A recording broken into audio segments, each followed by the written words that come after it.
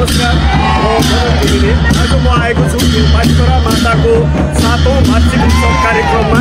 आज यो कलश यात्रा हुँदैछ।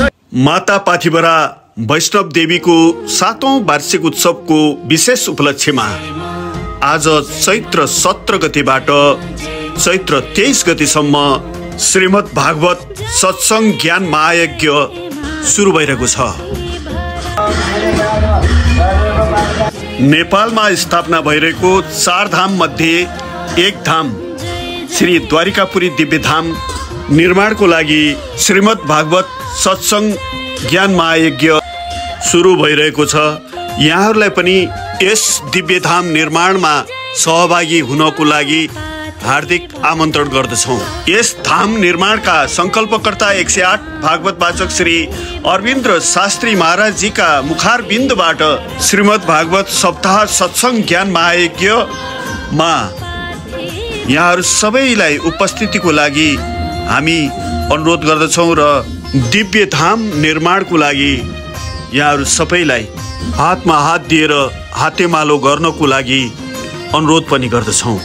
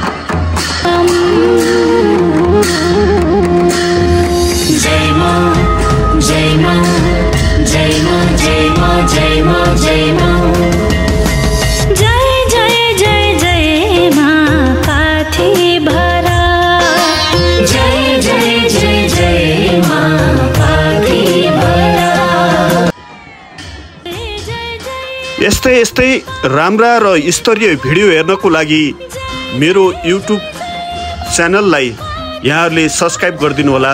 लाइक, कमेन्ट र शेयर गरेर धेरै मान्छे समक्ष पुर्याउनको लागि यहाँहरूले सहयोग गर्नु होला। हस्, धन्यवाद।